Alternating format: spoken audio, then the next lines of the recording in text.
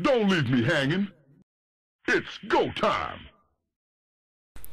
Hey everybody, it's Josh, and here we have Game 3 between KiWiKaKi and Dimaga. This is played for the Gosu Guide Showmatch series, and the winner of this best of 7 will get $200 from In Control, LZ Gamer, and Machine, the guys over at GosuGuide.com. So go check them out if you need some help with your StarCraft 2 play, but otherwise just stick around and watch these awesome games. Dimaga last game did some crazy stuff. If you haven't watched it yet, go check it out because I'm about to talk about it. He basically had a Nidus network in KiWiKaKi's base within like the first 3 minutes of the game. It was pretty crazy. He got roaches and a lair very quickly and then got that Nidus network into KiWiKaKi's base. But this time around, Dimaga is the red Zerg on the top left of Delta Quadrant, and KiWiKaKi is the yellow Protoss down here on the bottom right. And because Delta Quadrant works on rotational symmetry instead of just horizontal or vertical symmetry, both these players are actually at the best spawns as far as their natural expansions and their third expansions or backdoor expansions, because as you can see, if KiWiKaKi were to spawn in the top right, KiWiKaKi would have a more defensible backdoor expansion than Dimaga, because Dimaga's would be between the two players and KiWiKaKi's would not. But since they are at cross spawns, all their naturals and thirds and everything are basically equivalent as far as position, and where they choose to expand is totally up to them. So the first gateway is coming up for KiWiKaKi. Dimaga is going for the gas first, then spawning pool, so speed is going to be extremely likely at the beginning of the game. He's not going to try that incredibly early Ling and Baneling aggression that we saw on Lost Temple, so that was almost like a throwaway game. Based on how well he played that second match, that first game was just kind of embarrassing for Dimaga. But these first two gateways coming up from KiWiKaKi, so he's not going to be doing the standard Protoss build of Gateway, Assimilator, Cybernetics Core. Instead, it looks like he is going to be a lot more aggressive. He even has a probe parked out front here for when if Dimaga tries to send a drone over here to try and take this natural expansion. But instead, it looks like Dimaga is just going to do his very normal thing of getting 1 queen and 4 lings right away. And he does not have enough gas yet for Zergling speed, but a couple more trips from these drones, and we should see it start right now. Yes, there it is. And more lings will come out. He'll probably get 6 to 8. It seems like that's the number he usually chooses to start testing the front wall of his opponent. And KiWiKaKi is chrono boosting out zealots to kill this destructible debris very quickly. That's interesting. So getting the zealots out, he's going to take his backdoor, very easily defended or more easily defended third instead of that natural that's out front of the base. And what is KiWiKaKi sending his pro ball around for? It's just maybe looking for some good proxy pylon positions that he can play with, or he's just trying to run away from these lings. I'm not sure.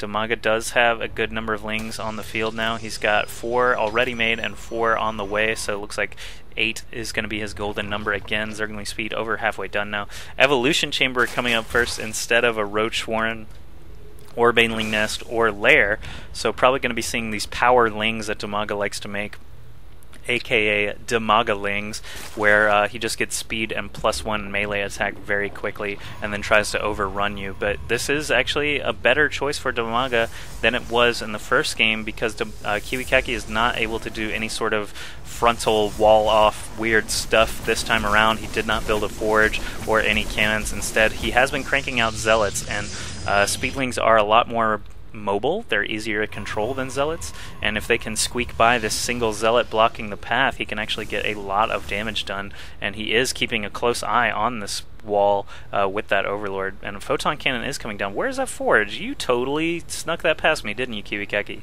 I have not watched these games yet. I do know the end series result, but I don't know the result of any individual game. So I'm watching these for the first time, just like you guys.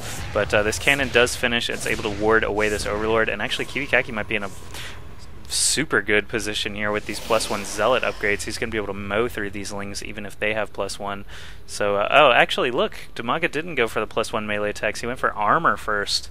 Interesting. Did Dimaga even see that there was a forge here? No, he didn't. So That's okay. That's some alternative thinking there from Dimaga. And KiWiKaKi does have his natural expansion coming up, or actually his backdoor third expansion. I'm just going to call it his expansion from now on. But Dimaga also has his natural up and running. Normally we don't see him go for it too early. He likes to try and do some one base play a lot of the times, but he's also breaking down the rocks here at the high yield, so maybe he's going for a double expand this time around, really pulling a fast one on me and potentially pulling a fast one on KiWiKaKi. So let's just see what he chooses to do. He's not going to save up any money right now, though, as he is just producing mass lings and queens for the moment. Gonna need to start spreading that creep soon if he's going to try and take 3 bases this quickly. But KiWiKaKi looks like he is on the move. He's got a bunch of zealots here. The scouting Zergling for Dimaga lets him know what's up and what's on the way. 8+1 zealots are tromping their way across the map. He hits the watchtower. He's going to see a single Zergling. Ling is probably going to just run away and be salvaged. No, he is not. He is going to be slaughtered. And he could have saved it, but all these Lings from Dimaga now are coming in from behind, so these Zealots are not going to have a way to escape. There's a lot of Lings coming from the main as well, so Dimaga's going to able to... Oh, wow, Dimaga gets a massive full surround here. These Zealots just pop like bubbles under under the pressure of all these Zergling claws, and the +1 armor actually really looks like it made a difference there. So Dimaga going for that immediate counterattack. He just slaughtered a bunch of zealots from KiWiKaKi. Kiwi is going to be able to get Zergling zealots out, but Dimaga backs off. It didn't look like that was Zergling tight with that one zealot holding position. However, if Dimaga clicked up the ramp and they couldn't go, then he did the right thing by retreating. 2 gateways, additional gateways coming in for KiWiKaKi. Warp gate tech is nearly completed. This second base is going pretty well. If we look at the worker count right now, KiWiKaKi is way up on Dimaga. He's 40 to 37 right now. Actually, 3 more popped out as I was saying that. So actually both players looking very even at this point, and no one is really ahead of the other. But Dimaga is getting his lair upgraded. It is nearly completed. Looks like we're going to be going for a more macro game this time around. He could expand over here at the high yield if he chose to, but no, it looks like he's going to spend some more dough on an infestation pit right away, and Zerg ground armor level 2. So that is kind of another interesting move to me, cranking out those armor upgrades above all else. But lots of gateways being thrown down for KiWiKaKi. A Twilight Council and a robotics facility are the only tech buildings we've seen so far. He's obviously, yes, most likely going to get that observer, and there he does. And the Twilight Council could mean... I'm not sure, actually. We'll have to see where he's going with the Twilight Council. That's one of those pivotal buildings where it's like, okay, he could get Zealot Legs, Stalker Blink, Dark Templar, High Templar, just never really too sure what a player is thinking at that point, but Stalker Blink is going to be the upgrade of the day for KiWiKaKi. Despite only having 1 Stalker on the field so far, with these 2 bases running, he can produce them very, very quickly. And he's also throwing up a 6th, I believe that's a 6th gateway, yes it is. So he'll be on 6 gates and 1 robo facility for the time being. He's building more pylons just to stay ahead of that supply cap. This observer is out now. He's going to start floating it around to see what he can see. A bunch of spine crawlers coming out for Dimaga. This seems basically unnecessary. I'm not sure if he's trying to go for higher tech. Okay, so he's rushing it to either Ultralisks, most likely Ultralisks, getting those armor upgrades so quickly, or Broodlords, but I think Ultras are the safer bet here. But he is building a ton of spine crawlers to help defend against this tier 1 onslaught if KiWiKaKi does show up unannounced. But KiWiKaKi actually trying to take a 3rd base here. His tier 1 mix is just sitting around at 1-1 right now. He is going for weapons level 2. That Twilight Council certainly helps with upgrades. He has this 6th gateway finish, but it is not a warp gate yet. I don't know if he's noticed that yet. He did just warp in 4 more Stalkers. We'll want to flip that as soon as possible. But now if we look at the worker count, it is 58 to 48, but KiWiKaKi is moving now with his tier 1 mix. He's got a bunch of Stalkers, lots of full energy sentries ready to go with some clutch force fields. If we look at the production tab, adrenal glands, so super power lings for Dimaga. This is just weird. Like, he's getting cracklings with +2 armor and an Ultralisk Cavern. There it is. So Ling Ultra actually has had some problems throughout StarCraft 2, namely that so many Lings actually block Ultralisks from being able to get where they need to go. Another hatchery is coming down at the, if you look at the minimap, it's at that backdoor expansion area for Dimaga. So he's getting adrenal glands for his lings, 2 Ultralisks coming out immediately, chitinous plating, and also being upgraded immediately once that Ultralisk den finishes up. These Zerglings are very fast and very stout with their +2 armor. However, these force fields are not going to be able to get around them as easily as they'd like. So Dimaga really just defending his natural here quite well, despite not being able to really kill off any of the units of KiWiKaKi. So KiWiKaKi sitting at 120 food, Dimaga at 105. These Ultras, these 4 Ultras now coming in are going to make a difference. He's got every armor upgrade finishing up now, so these Ultras are going to be fully upgraded armor-wise very quickly into this game. But Stalkers, Zealots, Sentries, all that KiWiKaKi has so far, he's going to be in kind of a little bit of trouble once these Ultralisks show up, as force fields will obviously be squashed, and these very, very strong Cracklings will be able to just surround everything. And if you're not a Brood War player, you don't know what Cracklings mean, basically it means they have their speed and attack speed both upgraded. But Dark Templar coming in for KiWiKaKi. Totally missed the Dark Shrine, I apologize, but now that they're here, we'll see how well this encounter goes for each player. Dimaga obviously does not have detection in. I'm not sure if he heard the blade swipes from those Dark Templar yet. Is he morphing an Overseer anywhere? He is getting one Overseer somewhere.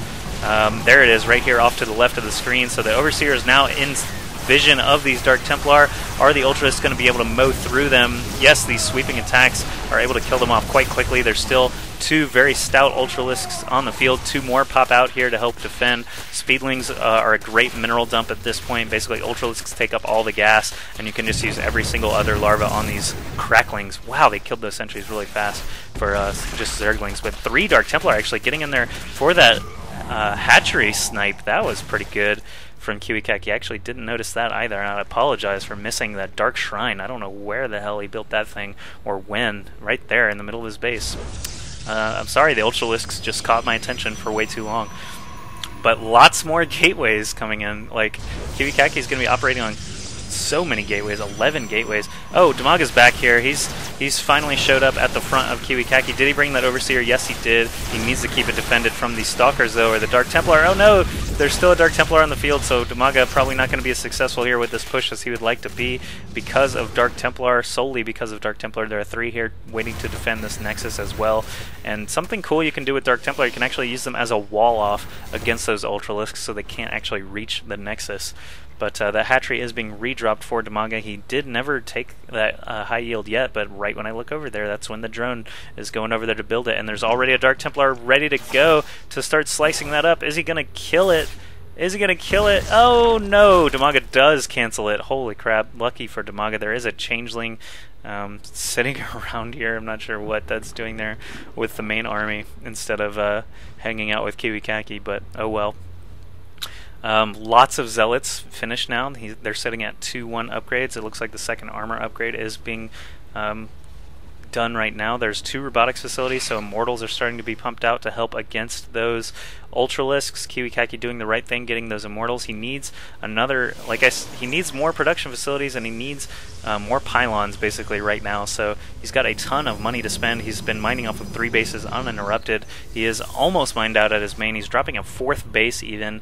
Dimaga will soon be on 4 bases as well, and one of them will be a high yield, so that will certainly help keep up the production of Ultras and those Cracklings. But this Overseer needs to be very well protected, or he needs to make more of them. There are 2 Overseers here, and KiWiKaKi shows up with his army. He's blinking back these Stalkers one at a time as they get injured. Always nice to see. Just letting the Zealots and the Dark Templar take up the front lines. However, these Ultras with their sweeping attacks are going to be able to cleave right through those. They don't have any upgraded attack right now, though, and that could actually be the decider for this battle. This Immortal is getting shots off very easily against these Ultralisks. I just saw a transfusion on that one Ultra, but it looks like they are going to start going down. Even Stalkers do a little bit extra damage against armored units, and the fact that they can blink back and stay, avoid being grouped up, allow them to take out those Ultras very quickly. So now Dimaga is up against the ropes. This Immortal and Stalker army forces him to GG, so very well played by KiWiKaKi, staying ahead of that Ultralisk and Crackling army, and that hatchery snipe ended up being very huge for him. So now let's move into Game 4!